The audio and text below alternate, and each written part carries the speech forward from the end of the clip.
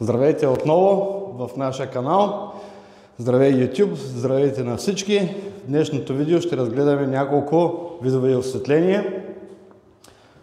За какво се прилагат те и в каква сфера ги използваме по време на работа. За тези, които не знаят, казвам се Христо Начев и представлявам личен влог на нашата страница във Facebook, Instagram, YouTube, TikTok.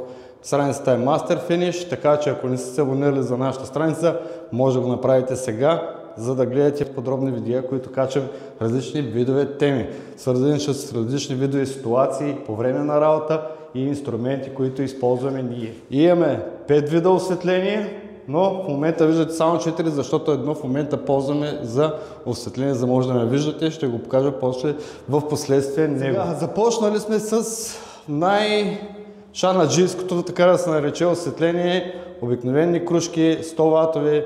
След това сме минали на осветление с метал халоген лампи, но те са супер нерентабилни и спрямо да работим с тях. Откакто щяхме да запалиме на един наш клиент до грамата, приключихме с тези.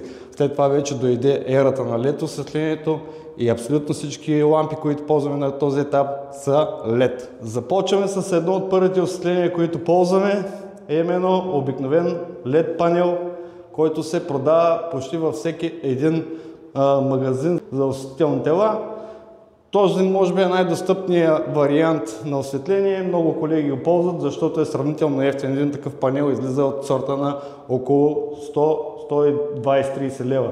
Неговите параметри са 8500 лумена, 6500 келвина. За тези, които не знаят, келвините е каква е светлината на самия прожектор, а лумените са мощността на прожектора. 6500, говорим вече в супер синьо, супер студена синя светлина. Колкото повече парат келвините, светлината става по-жълта. Фактически най-доброто осветление според мен като келвини е около 5000-5500 максимум келвина. Там вече осветлението е доста добро и не е така да насипва очите, а е доста щадящо. Това, ако работите повече време, измаря доста очите. Така, с този приключихме, той е най-достъпният, казах пак.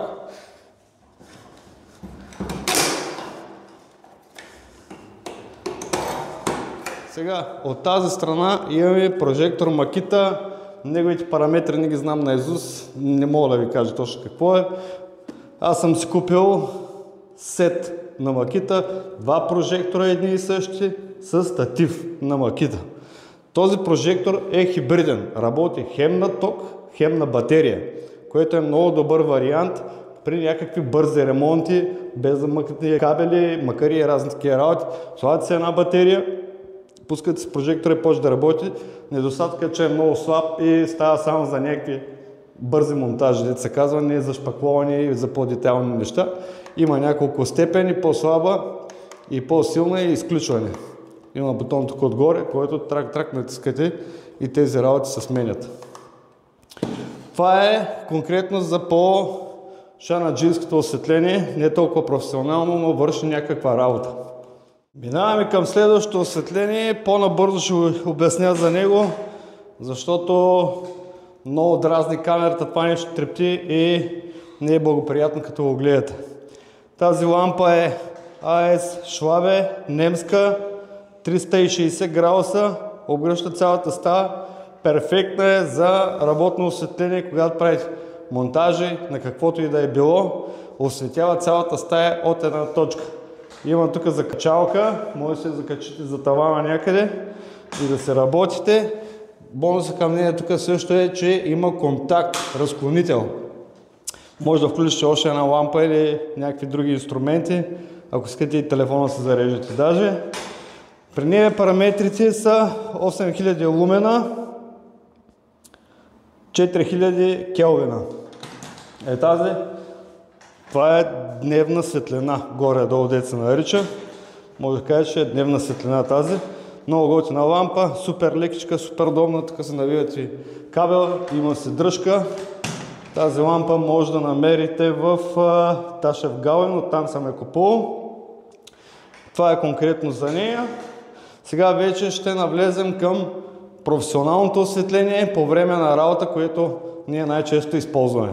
Започваме с титана в осветлението, така да се нарече. Марката е Festo, както много пъти съм казал, топа на всички видове инструменти. Дали е прожектори, дали е инструменти за шкурене, за дървообработка. Festo си и Festo. И имаме удароустойчив прожектор тук с тренога. Тази тренога, единственият недостатък е, че не може да стига много нависоко. Мисля, че максимум е около 2,40. Такива до високи височини не може да покрива самата тренога, което това е доста голям недостатък, но също си има и много позитивни неща самия прожектор. При него е 8000 лумена пак светлината, 5000 келвина. Пак казвам, келвините са топлината на диодите. И имаме 180 градуса на осветяване и IP55, мисля, че беше това за удароустойчивост, за влагоустойчивост и издържа прожектора така на удари и на влаги, на води, на разни такива щурти. Демек е доста издръжлив и с гаранция 3 години, което също е много важно. Гаранцията е едно от най-важните работи. Този прожектор най-често го ползваме да работим, когато правим шпакловки, когато правим монтажи, когато шкуриме също го ползваме някой път. Това е за него. Тези на Festo прожекторите може да намерите в Mana.bg. Изключително добър прожектор. Препоръчвам го с двете ръце, те се казва. Минаваме в следващата фаза на прожекторите. Идваме пак на работно осветление, което осветява в голям диапазон, нещо от сорта на 180 пак градуса поема това. Марката е ScanGrip, модела на лампата е Match 8. Тук вече нещата са на много висок етап от развитие. Прожекторът е хибриден, може да работи хем на батерия, хем на ток. Има много готин статив, който е на колелца. Това е по-скъпия статив. Има и по-евтин вариант, който е на тренога, но ние този прожектор го използваме конкретно за боядисване, защото е много прецизен за боя. Сега го включваме. Този прожектор е малко по-различен в сравнение с другите.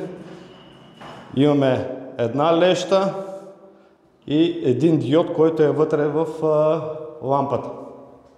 Тази лампа е малко хай-тек, не е като другите лампи. Хибридна е, може да работи хем на батерия, хем на ток, което е много голямо предимство. Примерно, когато боядисваме, защото ние ще я ползваме само за боя тази лампа, ще ви обясня за малко защо. Изключвате примерно кабела, слагате си батерията, нейният статив е подвижен на колелца и е много лесен за преместване по време на работа. С една ръка, виждате, бутате и местите прожектора, вместо да го вдигате и да го намествате на желаната от вас позиция. Сега, по-интересното по този прожектор е, че има Bluetooth при него. Може да бъде управлян посредством телефон.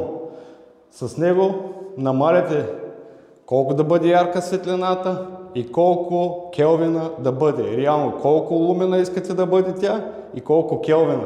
Отзад има бутони зад лампата, виждате, може ръчно, може и с телефона. Имам бутон за свързване и за спиране. Хоп, малко тъмно стана. И за пускане, намаляне, увеличаване. В момента сме на 100% от светлината на прожектора. Не, в момента сме на келвините, извинявайте, на 65, 6500, 5500, 4500, 3500, 2500. Виждате как се променя светлината. Това е с цел за видовете различни бои, за видовете различни основи. По-добре се вижда с този прожектор, защото различните светлини по различен начин седи боята и различно виждате както боят, така и шпакловката. Вижте, пак намаляме, сменяме келвините. От тук Натискаме и задържаме бутона, намаляме и увеличаваме прожектора, мощността. Тези лампи на ScanGrip по принцип са предвидени и измислени повече за мобилната сфера. С тях боядисват автомобили, изправят детайли и примерно шкурят там китове, разни неща. Но ние сме вземали конкретно да боядисваме, ще ни върши перфектна работа за това. Сега приключихме с тази лампа, минаваме до най-прецизната. Последното осветление, което ще ви покажа, което ние ползваме, е пак на марката Festo. Повечето от вас знаят, това е контролната лампа на Festo. Това е безпощадната лампа към всеки един майстор, който не иска никога да я пуска пред клиента, защото на клиента му става лошо, като види основата. Това е топа на топа в осветлението, когато шпакловате и шкурите. За боя не става. Това е само насочено осветление към стената. Тя мисля, че е пак 1200 лумена беше, 4500 не, 6000 келвина. Ще ви излъжа точно, трябва да се погледне спецификацията. Не мога да помня абсолютно всички лампи какви параметри имат. Сега ще ви покажа да видите за какво става въпрос. Виждаме една, що годе перфектна стена. Сега пускаме прожектора да видите какво става, когато го пуснем.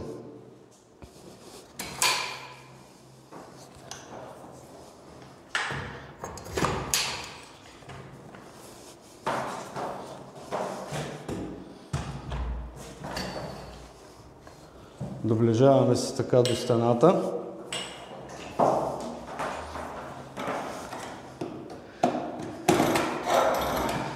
Тази лампа също е с IP55 или 65, ще ви излъжа, това е за удар и за вода издръжливост. Сега, в момента съм пуснал лампата, обаче ще спра другата. Сами може да видите как показва всеки един проблем тази лампа по стената. Като цяло лампата не е силна, не е някаква да осветява много, но показва всеки един дефект по стената. Дали ще шпакловате с нея, дали ще шкурите с нея. Това е топа на топа за контролна работа. Когато имате перфектна повърхност, когато искате да постигнете, това е осветлението. Надявам се видеото да е било до някаква степен изчерпаемо. Ако има някакви въпроси, може да ги задавате в коментарите, за да може да ви помогнем по някакъв начин. Не мога да изказвам напълно спецификацията на всяко едно осветление. Просто ги виждате нагледно кое как работи. Който иска, отваря сайта, проверява. Там са написали хората подробно какви са спецификациите на самото осветление, за да стигнете до извода кое ще бъде вашето осветление. Както виждате, ние имаме доста видови осветления за различни видови ситуации. Не може с една лампа да правиш абсолютно всичко. Няма как да стане. Трябва да си имате лампа за всяка определена работа, която работите. Ако за някой това видео е било полезно, споделяйте го с приятели, лайквайте го, коментирайте го, споделяйте го. Чао и приятен ден от нас!